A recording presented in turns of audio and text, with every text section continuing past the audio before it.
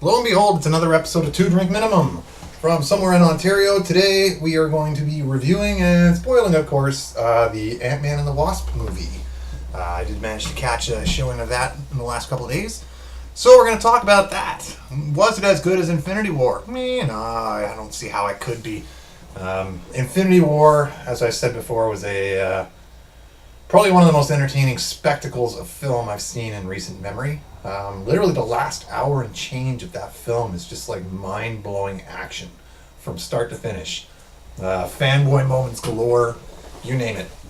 So there was no real actually expectation that this movie was going to do as well as Infinity War. How could it? $2 billion and counting still. That being said, I was reading earlier that the opening weekend grosses for Ant-Man and the Wasp were just shy of 80 million, which in the grand scheme of things isn't too bad. Again, they weren't expecting Infinity War numbers. I think the box office fell just shy of what they were expecting to get, which was, I think, 95 to 100, I think, opening weekend. But either which way, was the movie any good? Is it worth checking out? Did it suck? It was good. I'll give it that. Initial thoughts were entertaining. I liked the story. I liked the characters. I liked where it led to and wound up being for the Marvel Universe. So let's go through it. So, movie opens, I guess it's like circa 1980, I don't know, sometime in the 80s, early 90s. Basically, Hope, Evangeline Lilly's character as a little kid, with de-aged Michael Douglas and Michelle Pfeiffer this time. Really good work on both of those. There is some more de-aging later on with Lawrence Fishburne's character that I'll get into. But yeah, the tech that they've done for the de-aging now has gotten to the point where it's pretty convincing. I wouldn't go so far as to make an entire movie based on it. It can get to look a little bit plasticky from time to time, but the job they did on this one, as the same with Ant-Man 1, where they had young Michael Douglas in there, really well done. You could tell, but you couldn't tell. So, but either way, starts off with them at their house, and Michelle Pfeiffer's character Janet Van Dyne, the original Wasp, is playing hide and seek with Hope. And, running around the house, playing games and stuff like that. And she finds her in a cupboard, and she's like, "I found you, Jelly Bean." Jelly Bean comes up later on, too. It's kind of her pet name for Hope. But, so they establish the mother, who's been missing for 30 years in the quantum realm. Basically jumps forward to present day, and Scott Lang, Ant-Man, Paul Rudd, is on house arrest still since the events of Civil War. And he's basically decked out his entire attic to make like a maze. So when his daughter Cassie is with him, they can play together, and he doesn't have to be worried about leaving the area with his scram bracelet on and getting in trouble. So they're playing hide and seek and everything like that. And Michael Pena's character Luis is now trying to run like a security consulting company. Which is a little bit difficult to do considering they're all ex-cons, and obviously hiring an ex-con isn't always what most people are jumping at the gun to do. But so they established that Scott's on house arrest. There's one bit where he's made like a makeshift slide that goes all the way down from the attic to the outdoors, and his foot crashes through the fence, and his scram bracelet's on the other side, outside of the perimeter, and starts going off, and obviously the FBI all show up thinking he's blowing his probation. Randall Park plays the main FBI guy. Some people refer to it as an Asian version of Phil Coulson. Not really. Not in the least bit, actually. His character is pretty original. Some funny parts. He's continually trying, because Scott knows all these magic tricks that he's learned to entertain his kid, so this guy is trying to learn all these tricks, basically really badly. Can't figure out any of them. But so they established that Scott's on house arrest and everything like that's going on. In the meantime, Hope and Hank, Michael Douglas, are on the run basically because they are still under. I think they determined that they've broken some violation according to the Sokovia Accords. So the FBI is after them as well, and basically trying to get Paul Rudd to like, have you had any contact with them? Have you seen them? Anything like that? And he's like, no, I haven't seen them. I haven't seen them. I haven't seen them. So winds up a day in his life kind of thing. He's basically gets the plastic bag around his foot, wraps it up tight, takes a bath. He's playing drums on a little electronic drum kit and stuff like that. And basically, a ways to burn through the days until his house arrest finishes. At one point, he takes a bath and he falls asleep in the tub and he has like a dream. Thinks it's a dream, but then he sees the scene from the beginning of the movie where Janet and Hope are playing hide and seek and sees Janet. And basically, she kind of sends him a message subliminally, subconsciously subliminally, to which he's like, oh my God, I got to get in touch with Hank. So he calls and leaves him a message, and he's like, I'm sorry, I screwed things up. As in the trailer, they showed him and Hope talking, and she was like, why would you ever go to Germany like you did, and not ask me to go with you? And he's like, well, and then he's like, well, if I'd asked you, would you have come? And she goes, well, if I'd come, you wouldn't have got caught. But so he calls up Hank and lets him know, hey, I had this really weird dream / vision / I don't know what it was, where I think I saw your wife, and leaves the message and thinks nothing of it, cracks his cell phone and throws it away. And then a little while later, he's having some food, and all of a sudden, you hear this buzzing sound, and I guess Wasp gets him with a dart and knocks him out cold. He wakes up, and he's in a truck, and Hope's driving the truck. And basically, they're saying, we've got to figure out what's going on with this message you received, because I think there's still a way to save Janet from the quantum realm. Scott immediately is like, I can't do this. I'm on house arrest. I'm almost at the end. I don't want to screw things up any worse than I have for my kid. You got to bring me home right now before the cops find out that I'm not there. And it turns out they've actually clamped on the bracelet thing to a giant ant who's copying his daily routine. An hour in the bathroom, an hour playing drums, an hour sitting in front of the TV, that kind of thing. So technically he's still at home even though he's not. So they go to the building where Hank's at and decide, okay, well, the FBI's onto us. They're going to be chasing us down, so we've got to get the hell out of here. Did I miss? No. Okay, so yeah, they've got a deal going with some guy played by Walton Goggins to get the tech they need to be able to build the apparatus to get into the quantum realm. So they've been doing business with this guy, and Hope goes to see him and shows up and hands off his last bundle of money, and he's like, oh, I can't help you anymore because it's illegal, and the tech you're using, there's other people that are involved that are wanting more money than you guys are willing to offer. So she's basically like, okay, screw this then, and goes to leave, and then comes back in the Wasp suit and summarily kicks everybody's ass. Again, in the trailer or the clips you've seen, where the guy throws the knives and she miniaturizes and runs along the blade of the knife and stuff. Really cool action scene. Wish I hadn't seen it already 3 times in the trailers and the TV spots and the clips. But I'll get to that in a minute. That's my biggest gripe with this movie moving forward. So she basically grabs the tech, and then all of a sudden Ghost shows up out of nowhere.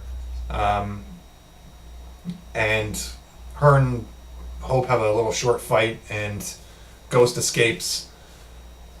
And losing track here. What happens next? Oh yeah, they got to figure out where they got to hide, because obviously Goggins is onto them now.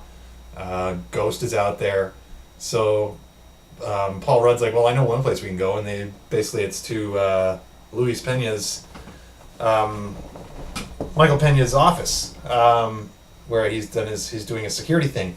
So they show up there and have a little back and forth, basically trying to figure out what the next step is, where they've got to figure out how to finish building this regulator and keep the building safe, because they shrank the building down into micro size, which is also in the trailer, where it's kind of like carry-on luggage. So they figure that out, and they're like, the only person we can get in touch with who knows what's going on here is Bill Foster, aka Goliath from back in the old days when Hank was still Ant-Man. So they go see him, Lawrence Fishburne, and there's a funny back and forth where him and Paul Rudd are comparing what sizes they were able to grow to as a giant man. Again, in one of the clips and trailers. And so they get the lowdown from him, and they go off to finish building the thing. Turns out the Ghost is in cahoots with Bill Foster. Turns out that her dad, Ghost's dad, used to work with Hank in regards to this quantum realm technology and stuff, and something happened to her. I'm not entirely sure what exactly it was, where she's caught in like a quantum flux, where she's phasing in and out of reality, which allows her to use the ghost powers. And basically what happened was, because Bill and Hank used to work for S.H.I.E.L.D. heard wind of this and turned her into basically a weapon. She says in one point in the movie, they weaponized me. And basically I was stealing documents, I was doing killing missions for these guys. Basically anything with the promise that they were going to try to fix me, which is bullshit, because they were basically just letting her die. At one point in the movie, she says they figure that she's got about 2 weeks left before she just phases out of existence altogether. So they got to find the cure ASAP. So her theory, Ghost's theory for the cure, is they're going to find Janet in the quantum realm and basically siphon off all of her powers that she's gained in there now, because she's been there for 30 years, and that'll fix Ghost. In the meantime, it's going to basically kill Janet, destroy her. So obviously Hank and Hope and Scott are not on board with this plan. There's got to be another way. Their plan is to try to get in there and get Janet out of the quantum realm, which is why they need all this tech to be able to build these devices and this quantum tunnel, they call it, I think, to get down there. So it's a lot of chasing around, a lot of who's got the building. Goggins wants the building because of all the tech that's inside there that he can sell off for fortunes to various nefarious buyers. Ghost wants the tech because she's trying to save herself. Goliath, Bill, Lawrence Fishburne is working with Ghost. They end up at one point capturing Hank and Hope and Scott, and basically say, "Hey, this is what's going to happen. We're going to use this quantum technology. We're going to tap into the quantum realm. We're going to zap all of the energy out of Janet, and thereby fix Ghost." And obviously, the three of them are like, "No. There's got to be a better way. There's got to be a better way." Again, a lot of chasing around. There's the scene where Michael Pena and Evangeline Lilly are in the truck, and they're shrinking, and then go underneath the truck, and then enlarge, and the truck gets popped into the air. Winds up basically that Ghost is not really a villain per se. She's just been getting used for all the wrong reasons, and Bill, it's like, at one point Ghost's like, "Well, we've got to get the lab back from Scott, and I know the way to do it is to grab his daughter and use her as leverage." And at which point Bill's like, "I'm not getting involved in this. If you lay a finger on that child, we're done. I'm not helping you anymore, and you can just phase away for all I care." Winds up, they have some elaborate plan where they're going to kind of like distract Ghost long enough, because she does wind up with the building, and they're going to go in there. So they come up with a plan where they're going to distract Ghost, get her out of the way, get Bill out of the way, and then get down there and grab Janet. So Michael Douglas is like, "I'm going to do it. You guys have to be on the outside guarding in case anything goes wrong." So he goes in, gets into the little, looks like almost a thing from inner space, quite honestly, and he zaps down into the quantum realm and finds her. There was actually a scene just prior to this, kind of going all over the place on this one, where they try to activate the tunnel and then something goes wrong, and they're expecting Scott to get like a vision or a message from Janet. What actually ends up happening is she basically takes over Scott, which is really actually a cool scene, because Paul Rudd's totally channeling Michelle Pfeiffer, where he's basically like, I got to punch in the last coordinates and update this, and he's like, looks at Hank, and he's like, "Oh, hi, honey." And both of them are like, "Janet?" I'm like, "What? What's going on?" So they figure out the way to do it. Hank goes down into the quantum realm. They have a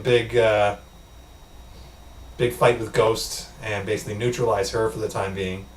long enough for them to let Hank get in there, find Janet, and get out.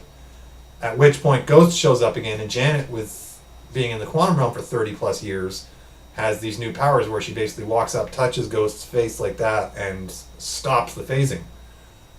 So basically fixes her without sacrificing herself in the process, which was cool. It's always nice to see Michelle Pfeiffer again in a movie. Last comic book movie I believe she did was Batman Returns, but a long time ago. But yeah, it was. I mean, at the end, basically Ghost gets fixed. Janet's back with Hank. Hope and Scott are together. Scott's house arrest ends. And the tag scene was what really caught me too. Was they're back in the quantum realm. Scott's in the quantum realm in the Ant-Man suit, and they're like rounding up some more energy or something to help out Ghost, so that she can get permanently fixed. I guess what Janet did was just a temporary fix. But so they're down there, and he's like, "Okay, I got all this material we need to help out Ghost. Whenever we're ready, let's do the countdown, and we'll go back. We'll get back to. I'll get out of here." So they're counting down 5, 4, 3, 2, and you hear 1, and then all of a sudden you hear static, and he's like, "Guys, anytime now. What's going on? What's going on?" And the camera pans back to the lab, and where Janet, Hope, and Hank were standing is now just dust falling to the ground. Thanos. So that kind of sets the table for Avengers 4, where Scott's going to be caught in the quantum realm, unless he can figure out how to get out of there like he did in Ant-Man 1, where he just kind of reversed it himself. But either way, really cool ending scene. The movie overall, like I said, was decent. I didn't mind it at all. My biggest complaint, though, like I was saying, though, is every single action scene, and I'm not kidding, every single action scene is in the trailers, or the TV spots, or the clips that they've shown. So if you want to go in there without knowing anything, I'd avoid all that stuff if you haven't already seen it all, because they've been kind of inundating the net with spot after spot after spot and clip after clip after clip. And it kind of ruined it, because, I mean, him turning into Giant Man and the boat in the trailers. The car chase, like I said, where she's driving under the cars and increasing in size and cars are flying everywhere, in the trailers. The fight with her in the kitchen, in the trailers. They really didn't leave anything to surprise people with. And that, to me, was kind of like, well, I know you want to advertise and market your movie, and you've got to go up against a juggernaut like Infinity War, but at least leave something for the audience paying to go in to see it. Some sort of surprise. I mean, other than the tag scene at the end, which got spoiled online too, because some website uploaded it. Like, here's what happens. Other than that, though, really good movie. I liked all the characters. I'm hoping maybe they go with a different director for the third one, because, I mean, Peyton Reed's an okay director, but it seems like it's lacking something in comparison to, like, the Black Panthers, Captain America's, that kind of stuff. But I mean, overall, it was a decent movie. The tag scene definitely is worth waiting for. I'm really curious to see how they wind up fixing this. But it's nice to see that the interconnectivity is still going between all the movies, especially in the wake of what happened in Infinity War. If they hadn't addressed that in any way, shape, or form, that would have really been a loss and a disappointment. But there you go. That's my 2 cents worth, or 5 cents worth, or whatever you want to call it, in regards to Ant-Man and the Wasp. I would recommend, if you can, go see it on a cheap day. Again, 3D, I didn't see it in 3D. 3D is kind of becoming a lost art, it seems, until obviously Cameron's going to come out with his 19 Avatar movies and probably break the mold again. Or it's going to be 3D without having to wear glasses, which to me is like, what the hell does that do? What the hell does that do to someone's vision? Probably not good for it in extended, prolonged settings. But either way, there's my review for Ant-Man and the Wasp. A little short, I know, but definitely worth checking out. The 20th movie, I think it is, in the Marvel Universe now. So they haven't lost their touch yet. Like I said, though, in the wake of something as massive as Infinity War, it seems a little bit of almost like a movie of the week kind of deal. Effects were good. There were some good laughs. Michael Pena's character obviously is always good for a chuckle. There's one scene in particular where he gets dosed up with truth serum and is basically explaining to Walton Goggins' character what's going on, where everybody in the explanation has his voice, even though it's like Evangeline Lilly and Paul Rudd and Michael Douglas. Really funny scene there. David Desmalchin again showing up as one of the security guys. T.I. Walton Goggins, obviously. Michelle Pfeiffer still looks great for her age. Used to have a huge crush on her back in the day. I think Fabulous Baker Boys era. If you have never seen that movie, check it out. Beau Bridges, Jeff Bridges, and Michelle Pfeiffer. Great film.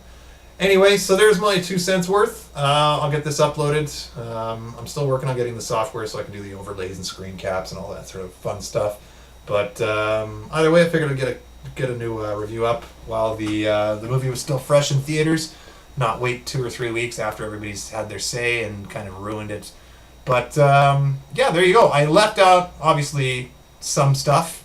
I don't want to ruin everything for the movie going audience, the ticket paying people that we are. But like I said, keep in mind, if you've been watching the clips, trailers, TV spots, all that kind of stuff, you've seen a vast majority of the movie already. Not that it isn't still entertaining, but it, like I said, it would have been nice for them to leave at least 1 or 2 little surprises along the way. Maybe not showing the scene where he turns into Giant Man and basically chases after the fairy.